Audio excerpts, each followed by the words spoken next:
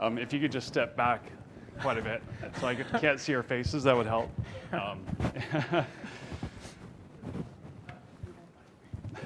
Appreciate it.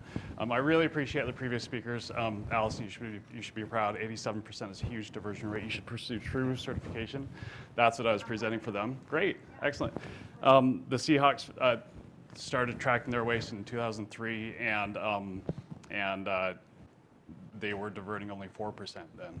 So, yeah, they're up to 93% now. So, yeah, they've done a good job, as have you. Bryce Gerritsen, Regional Director for the Pacific Region for the U.S. Green Building Council. I'm Alan Scott, Director of Sustainability with Intertek Building and Construction, and also I am a volunteer as Vice Chair of the U.S. Green Building Council's Lead Resilience Working Group, and as well as with the American Institute of Architects Resilience and Disaster Response Committee. Very good. I really appreciate Alan's help today. This is my third presentation this week, so it's tapping into his expertise here. I've only been 4 months on the job, so I know my weaknesses and I know my strengths. As I get older, I like to tell more stories, as my kids will tell you. 15 years ago, I went back to school to finish my bachelor's degree for pre-medicine. And I was studying hard and working at the same time. And one weekend, I took my daughter, she was 4 at the time, to the Oregon coast. And we were walking along the beach, as you do. And in the little ripples of the waves, I saw the line of shells, the calcium deposits that wash up. And so I thought, I'm going to use this to teach my daughter some appreciation for the environment. Bent down, and all we saw were just microplastics. There was no calcium. It was just all microplastics, and it just broke my heart. And that day, I swore that I would become a healthcare worker for the environment. Went back to Oregon State and switched from pre-med to environmental science. Just wanted to save the world somehow. And not knowing how, but very altruistically wanted to save the world for her. And so studying there, I talked to every scientist I could get my hands on to find out how I could apply myself. Oceanographers and forestry scientists and soil scientists, anyone who would give me the time of day. They all expressed the exact same joy with their work, the same satisfaction which I was pursuing.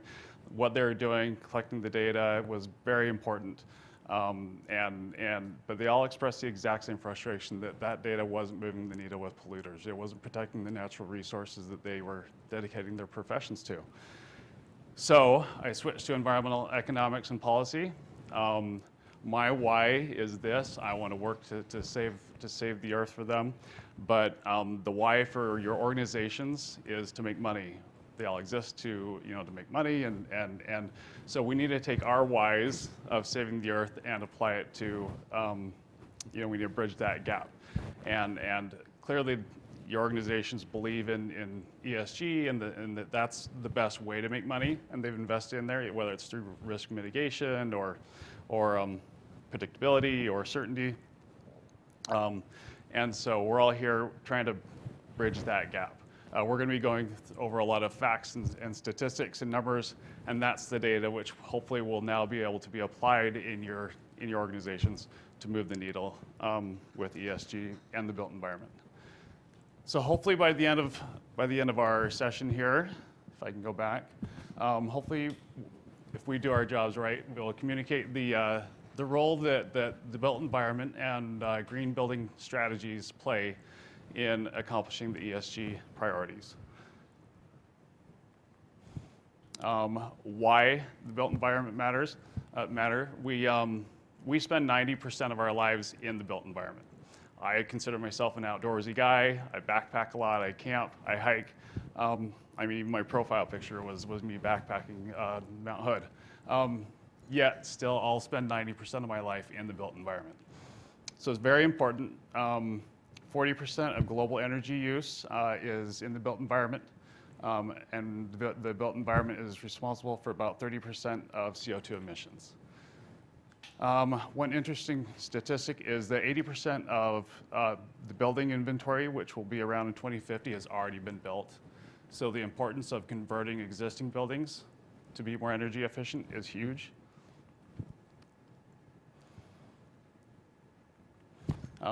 So how does the built environment create value for your business or for your organization. So clearly the priorities for constructing new buildings is, and building them green using green building tactics, is a focus on the value creation as you're creating the new building and market differentiation.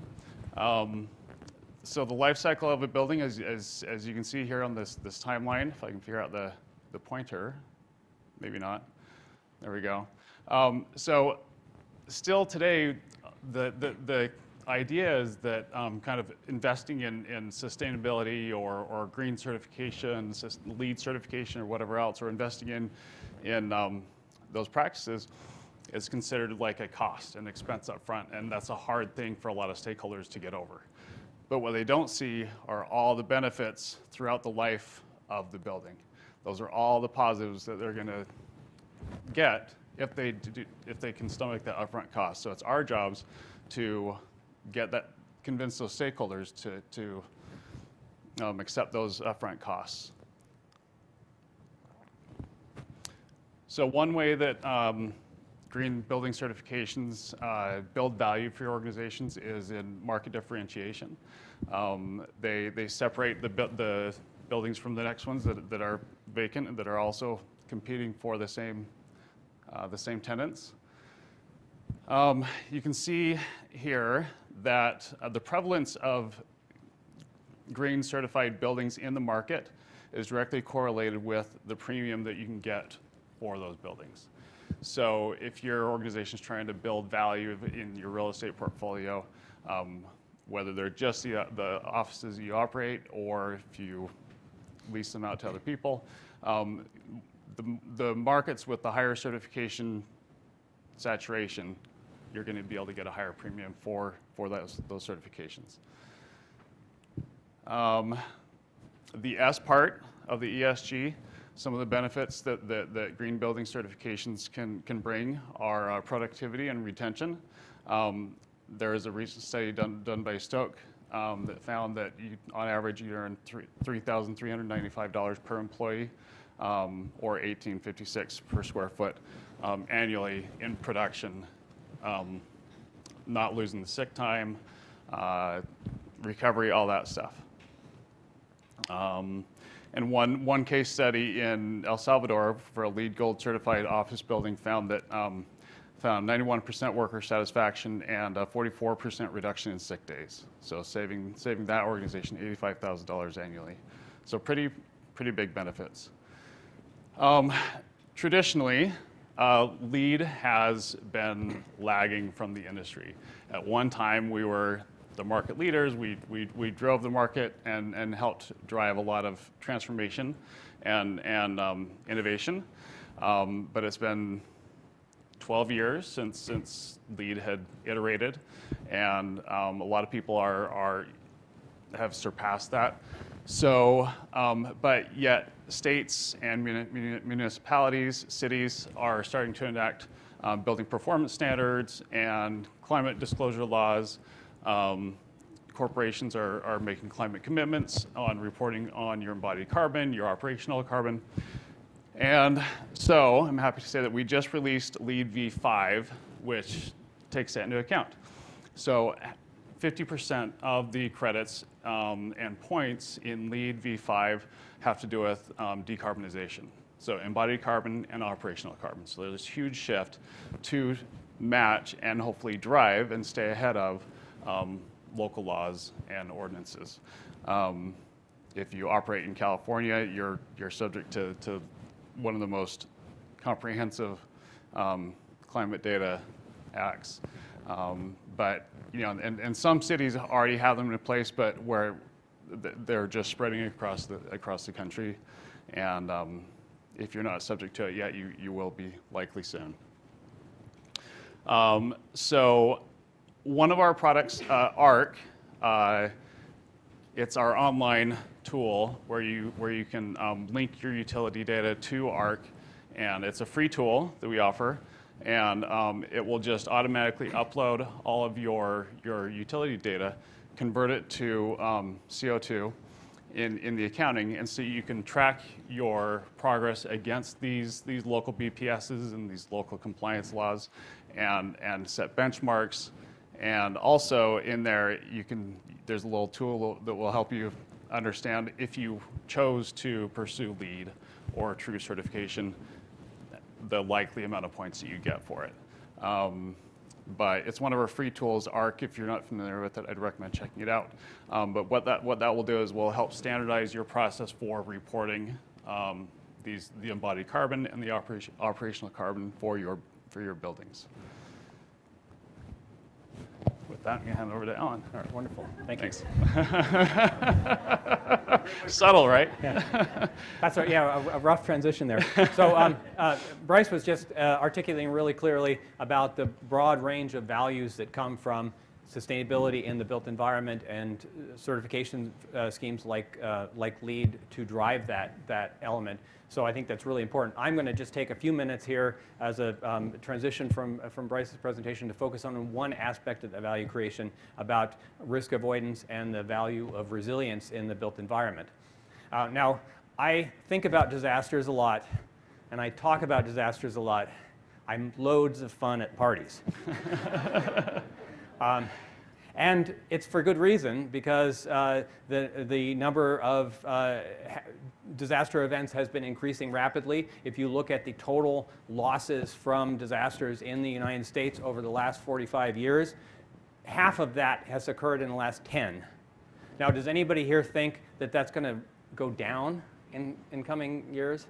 So while that's not good news, it means that we can incorporate that thinking into the way we develop our built environment and maintain our built environment, along with the other values that Bryce has been talking about. Now, disaster is a word that often gets used, and I think about it, my obsession with disasters, but it also implies something that's unavoidable. And I like the word hazard better, because a hazard is something that can be anticipated and prepared for to prevent it from becoming a disaster. So in short, a disaster is a hazard you didn't prepare for. And so we need to be thinking about preparing for hazards so they don't become disasters. And this is through resilience. We've heard this word a lot today, so I don't need to redefine it for you, but it's about anticipating, planning, and preparing for those potential hazard events to prevent them from becoming disasters. And so we can build resilience into the way we create and maintain our built environment. And there's reasons to do this. Now, while some of the regulations around disclosure, accounting and disclosure of hazards have been dialed back, delayed, things like that, so the regulation is not necessarily pushing this as hard as it probably should. We are seeing that lenders and investors are starting to think about what are the risks to me if the properties I'm investing in or loaning to become obsolete because of they're washed away or whatever. So that focus of resilience is not just because of regulation, but it's about preserving value for yourself and for the people who are the stakeholders who are dependent upon you. And the reason, this is why ASTM last year released a new standard guide for property resilience assessment, the ASTM 3429-24. It provides a guide for doing an assessment of hazards and vulnerabilities on a property, and then identifying what are some measures that can be implemented to address that. That guide was primarily developed as a companion to other due diligence standards for existing properties, but it is also an excellent guide to guide the either new construction or renovation of existing facilities, so it can be applied in multiple use cases. And that's one of the reasons why that's important. I'm a registered architect. Sometimes I introduce myself as a recovering architect because I've been doing consulting work for over a quarter century now. But I focus a lot on what architects' responsibilities are, and the architect's standard of care now is to assess and inform their clients about the potential hazards that the building might face over its service life, and consider where do you need to go beyond code to address the more extreme winds or water or other events, look outside today, that a building might face over that time. So it's not just enough to say, I built it to code, therefore it's good. It's actually a liability issue for architects to not address these things and have that conversation with a client. But the good news is that it's not all about paying extra money for resilience and hoping that a disaster doesn't happen or finding a benefit to it later. It's linked in with sustainability, so we can think about those two things together. It's not adaptation or mitigation, it's both. And just a few key things I'll just highlight here. The things we think about in terms of sustainable built environment also relate to resilience. Things like occupant health and well-being, that's an incredibly important piece. Resilience just consider us, how do we protect the health and well-being of people during and after a hazard event as well as under normal conditions. There's a lot of focus on embodied carbon in products as well as in buildings. We're trying to reduce those climate impacts from producing materials. Well, the most sustainable building is the one that doesn't end up in the landfill. And just to put a fine point on that, Hurricane Ian 3 years ago left a lot of debris in its wake. The debris from that one hurricane, it represents the equivalent of 7.4 million tons of carbon dioxide equivalent emissions. So think about how many other floods, hurricanes, other things have happened that have resulted in devastation. And then we think about high performance building enclosures. Now, Bryce was mentioning codes for building performance standards.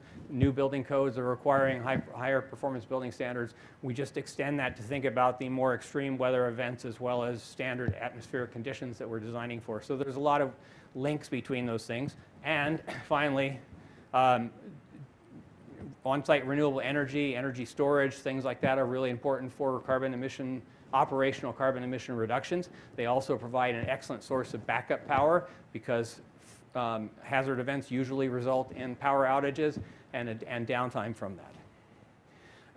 And there's a return on investment for thinking about resilience. The National Institute of Building Sciences estimates that every dollar you invest in resilience results in $6 to $13 or more in savings afterwards. But a key thing I want to emphasize is I think this is an underestimate because it's primarily focusing on the physical aspects, the rebuilding of replacing materials and things. This isn't necessarily accounting for the benefits of downtime, other reputational and relationship things. So thinking about not just the boundaries of your asset, your property, but who else depends on you being open after a hazard event, your employees and their families, your customers, maybe other businesses down the supply chain that you are a vendor for, they're depending upon you, and likewise, you're depending upon your vendors and suppliers up your supply chain to also be thinking about resilience. And this is why Bryce was talking about the updates for LEED version 5. I'm really excited that LEED version 5 has incorporated significant resilience requirements. One of the key elements is 2 new prerequisites for a climate resilience assessment and human impact assessment. So thinking about those ESG benefits of thinking about those elements up front on a new construction project as well as an existing building and understanding that. And the reason why I mentioned about the human impact assessment is because community cohesion, more so than physical infrastructure, is the most important element of resilience in a community. So we need to think about the community and those community benefits as well as hardening our physical infrastructure. Now, LEED didn't just stop with those prerequisites, but has incorporated elements for hardening of structures in the site design, building design, the operation of interiors, so thinking about floods, thinking about wildfire smoke, and its impact on health on humans. So there are things sprinkled throughout LEED directly addressing resilience, as well as some indirect things like reducing peak loads for heating and cooling and incorporating a renewable energy system. So LEED has integrated a lot of elements for resilience to guide that process. And so I guess I'll close with this comment. The same way we heard earlier today about ESG is maturing, well, LEED has evolved as well. And it's not just focused on a checklist and a prize, a plaque, but thinking about actual performance and the ability to assess, implement, and communicate the values of resilience is a key part of that benefit. So with that, I'll turn it back to Bryce to wrap this Yeah, up. thanks so much. Just what you were just saying right there, LEED is hopefully going from a green building plaque to a carbon reporting standard. That's what we're shooting for, is that it just can become a standard. One thing that I kind of skipped over there earlier in my presentation is, a lot of the value that can be had from green building practices with your organizations and for companies, for anybody that adopts them, is really just the predictability, the certainty, taking out uncertainty from your business model. Uncertainty in energy costs, in energy sources, in waste costs, in inputs and outputs, and CO2 reporting frameworks and requirements. Those are all unpredictable. Those are all unknown. They're changing every year. They're changing based on administrations. And so building to the highest level and highest standards and getting standard certifications across your portfolios is really going to help with that uncertainty and make those more predictable and more stable.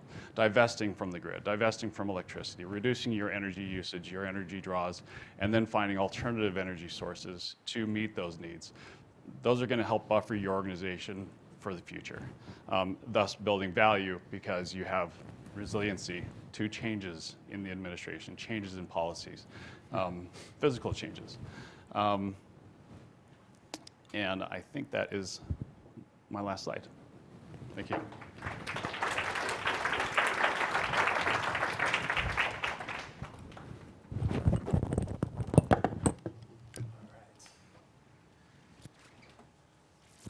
All right, thank you for that.